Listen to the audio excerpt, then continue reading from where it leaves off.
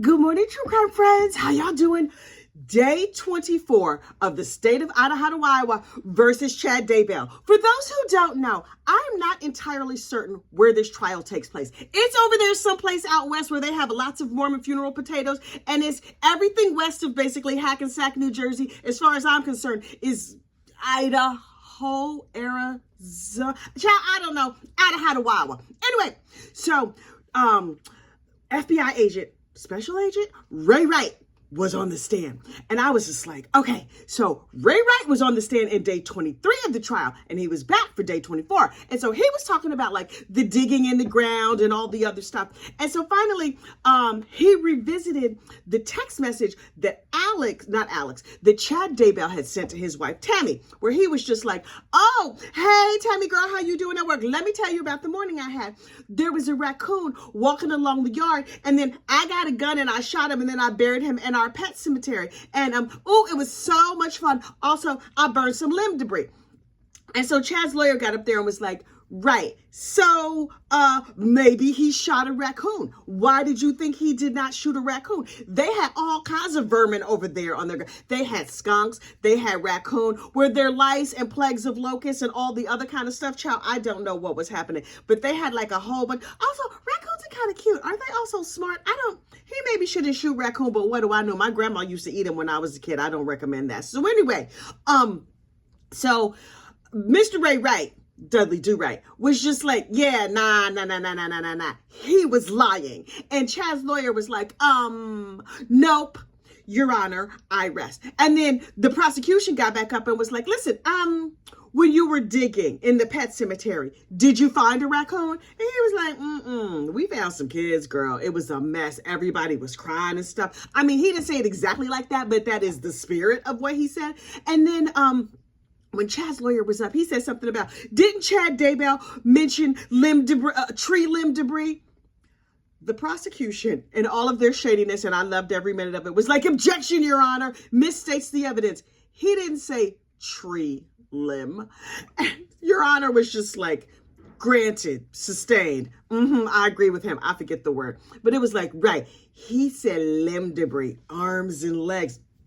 Chad, my man, you going to hell with gasoline draws on. We see you. We see you. Okay. But then the police detective over there from Rexburg, I don't know, some detective, Detective Ray Hermicio, got back on the stand, and he was like, yeah, so this is what had happened. What had happened was Lori got locked up in like January or February of 2022. She got locked up pre-pandemic. That seems like 1,000 years ago. I had not realized that for whatever reason. So she's in jail, and she's on the phone talking to her new husband of like just a couple of weeks at that point, on the phone every day, 10 to 15 times a day. Okay, say you're a teenager in love without saying you're a teenager in love. Only these two were murdery and not teenagers. But anyway, so they were talking on the phone a whole lot. That had to be expensive. But Chad had all of that life insurance money. He was like, I thought I was going to use this to like rub you down and love you up over there in Hawaii. And now I'm using it on the Global Tel link or whatever the phone system is over there in prison. And the prison puts these recordings on the calls that says your call is being recorded. Everything you say can and will be used against you in a court of law or something like that. They let them know the calls are being recorded. And so the police were like, oh, let me just dial in. Boop, boop, boop, boop, boop. I'm going to sit and listen to their 10 phone calls a day. And so they started talking about the fact that on the phone calls, Chad was saying, oh yeah, I've been texting with Ray. Ray Hermicio? No, not Detective Ray Hermicio. Ray Lamar was the name that they used for Alex, the family hitman, right? So he's like, I was texting with Ray, and Ray says everything is fine. And Lori is like, I am impatient. I need Ray to get on this. I mean, I thought this was all going to be fine. Here's the thing that I realized. The reason that they were not more careful when committing these crimes was because they thought, well, I mean, this is like a Jesus-approved crime. And obviously, Heavenly Father and Savior and heavenly cousins and whoever else, they are going to follow us around and make sure everything goes good. So we don't have to worry about covering up anything. Obviously, we'll be protected. Y'all are real stupid. which tells me that Lori, at least Lori for her part, definitely Alex, and possibly also Chad, didn't even have a pinky baby toe in the real world. She was just like, I'm just going to be out here in these streets and I'm going to be committing unalivings with the sanctioning of the Lord, because the Lord, who controls like oceans and planets, needs your help to unalive somebody. How can we get, he got lightning at his fingertips and hellfire drones. He needs you? Okay, whatever.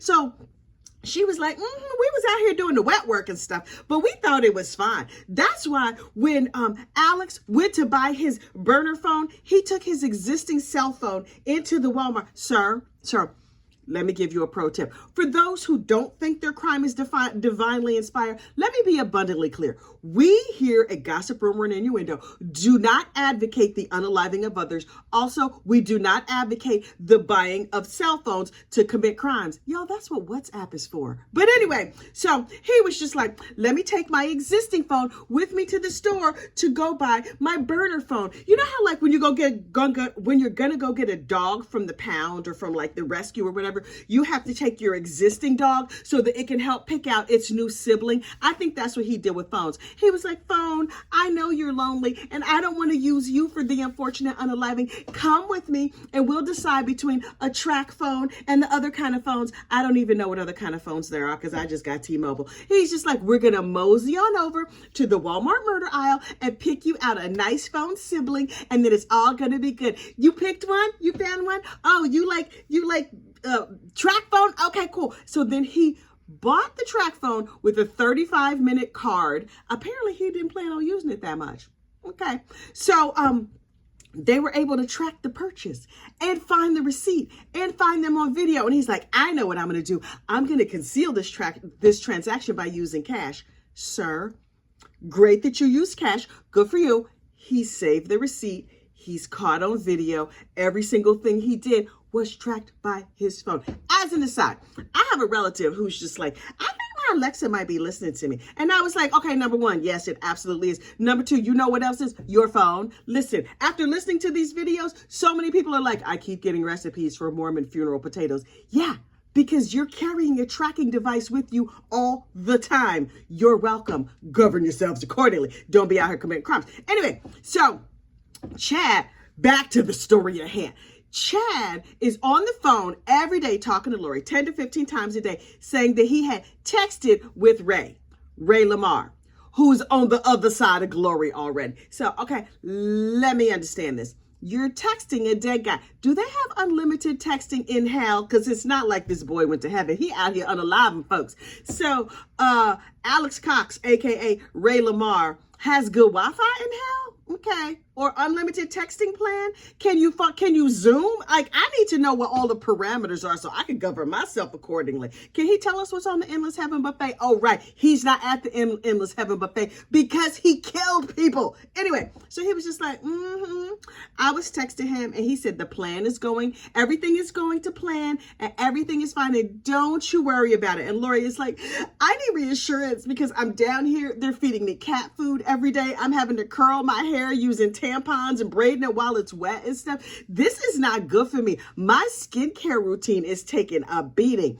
And Chad was like, honey, he laughed straight into Mormon voice. You know that what's his name? Jeff, that like evil cult leader whose name is Jeff Warren's something. Anyway, he's just like, don't worry about it.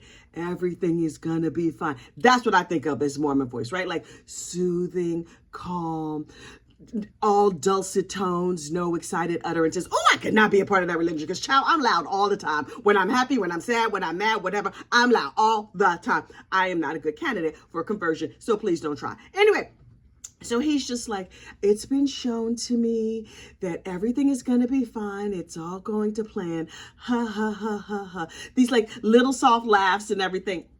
Sir, you're terrible. Also, your contact on the other side of Glory, he was wrong. Lori was just like, we thought there was only like a 3% chance of trouble, but now it's 100% trouble. I'm telling you, everything has gone wrong. If I had tweaked just a few little things, we totally could have gotten away with these unfortunate unalivings. I wish you had told me. And Chad was like, don't worry about it. Everything's going to be fine. I know you're calm now. You know what this reminds me of? when my kid was little, well, one of my kids, because child, I got 60,000 kids. Anyway, one of my kids was little. He went on my husband's cell phone and he was playing like video games or whatever. He was maybe 5 or 6 playing video games, and he charged like $300 worth of charges to my husband's phone. My husband was livid. He was beside himself. Can you believe this child? Blah, blah, blah. So he was able to call the phone company and get some of those charges taken off. And I was like, baby, he's young. It's fine. These things happen. You should have a talk with him. Don't like jump up and down, hair on fire. Just have a calm little talk with him. And I was very calm and soothing about it. And then I got my phone bill and I realized that my son had also charged a whole bunch of money to my bill. Child, lost my mind. All of that excitedness I was talking about before, it all came out because see, it didn't seem that bad. I mean, it seemed bad, but not terrible when it was my husband. It was real terrible when it was me. That's what I think Chad feels like about jail. Like, oh, it's sad that you're locked up in jail, but baby, it's all gonna be all right. Once he went to jail, he was like, wait, what? Heavenly Father, Heavenly Cousins, can y'all spring me out here? Can the second coming happen now? Cause I'm gonna need to go lead some people, and I don't like this. Ooh, these beds are hard. My cellmate is looking at me funny. I don't like this. And so Lori kept needing pep talks, but Chad was not that good at pep talks. And they were mid pep talk when Chad got arrested. So that ain't go good for you, girl. I know you thought this whole thing was going to go down differently, Miss Lori. It's going to go real poorly for you. So anyway, Chad was listening. The police were listening to the calls and they were like, wait. Based on what we've heard in these calls, we should probably dig in the yard. And they were like, okay, y'all get some shovels and a police warrant and some other stuff. We're going to go down there. We're going to dig in the yard. Also, we saw where like the pet cell phone and the main cell phone, they were paying at a particular spot in the yard. There's also the pet cemetery. Also, it's supposed to be a raccoon there. Let's go see if we can't dig up something and see what we find. And so they dug up something and they found something. So look, next. The devil got in my throat. He's trying to choke me to death. Hang on for a minute. Wait, somebody had asked me about merch. This gossip rumor in you, child, we got plenty of merch. Just click on the more button on under each video and it'll tell you how to buy the t-shirts and the cups and everything else. So anyway, Investigator Nick, hang on. Nick Edwards took the stand. I believe he's with the FBI. Maybe the local police. He's law enforcement. He's an investigator. I don't know who you work for when you're an investigator. Although I'm an investigator, child. That just means I'm nosy. But Mr. Nick, he has a whole bunch of education. He has an associate's degree in law enforcement. He has a bachelor's degree in criminal justice. And he has a master's degree in strategic leadership. He's real educated about law enforcement. And I was like, okay, but look, you know how they have this exclusion order where you're not supposed to listen to anything about the case? He was just like, Your Honor, I am Honest Abe, and I have to tell you something happened. See, I was driving down the street and I heard a little bit of an interview on the radio where people were talking about this story, and I turned it off as fast as possible, but I did hear something. And my first question was, you listen to the radio? I, from the bottom of my heart, had no idea that people still listen to terrestrial radio. I probably have not listened to like an actual radio station in a decade, maybe more. It's been a long time. Anyway, so he was listening to the radio news. Good for you. Didn't know that was still a thing. And he heard a little bit of the James and Elena story on the radio. And to that I say, they put that out in public? Are there no children over there in Idaho? Were puke bags handed out? Maybe they just told the clean parts. And that would be James and Elena have a story. The end. Like, that story was nasty. If you missed the James and Elena story, please find Trial Day 23. We covered it in detail. But make sure you have yourself an airline sickness bag, one of them big Tupperware bowls, something, because you're going to need it, child. You are going to need it. So anyway, 2 days after Charles is dead, the text message back and forth between Lori and Chad were intense. And they were like, meet me in the portal. We're going to get together and I'm going to Uchi your coochie. So look, for the uninitiated, the portal is an imaginary place that was in their closet. So this is how it worked in my mind. Now, the way they described it to others was I have a portal in my closet and I could go through my portal and I could visit the other person. So Chad would go into his closet and rub one out and say it was for Lori. Tell me, girl, your sweaters are not safe. I'm just letting you. ew, the whole thing is so nasty. But I think the portal was in his mind. I also believe that his head was like full of holes like Swiss cheese. Something was wrong with this boy. But anyway, they were like, we connect through the portal. But it's clear Lori knew the portal was not real. Also, anybody with any common damn sense knew the portal was not real. She's like, but I wish you could really, really be here in real life. Otherwise, we'll just have to meet in the portal. And he was just like, I'm going to meet you in the portal. He texted her, I'll see you in the portal in a few minutes.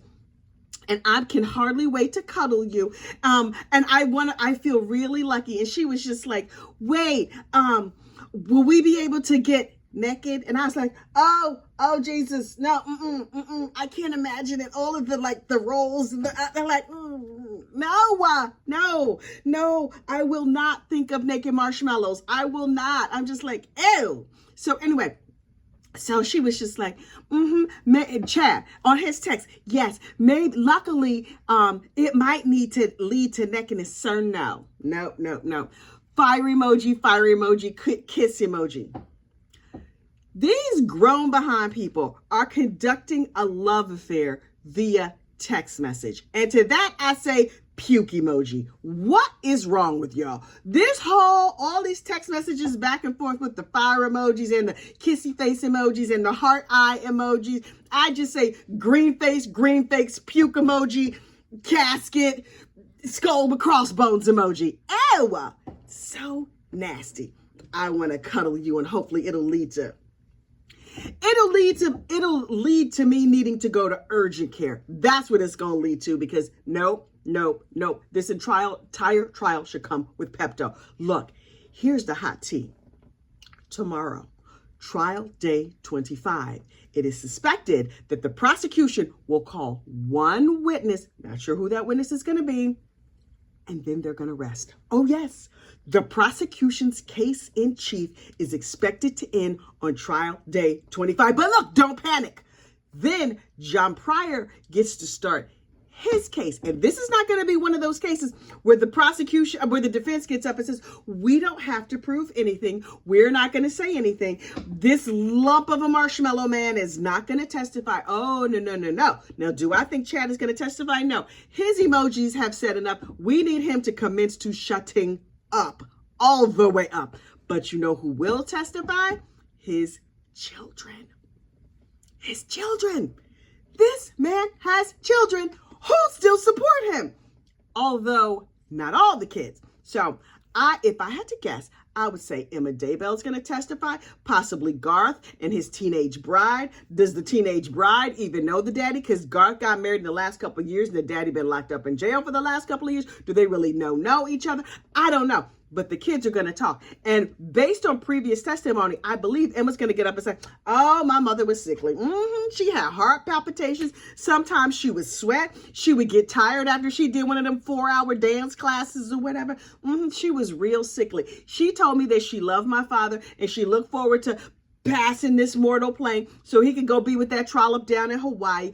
Also, based on the emojis and the love text back and forth, does Emma still believe that this was just an emotional affair? Because she has gone on record to say, I believe that my father did something wrong. He had an emotional affair.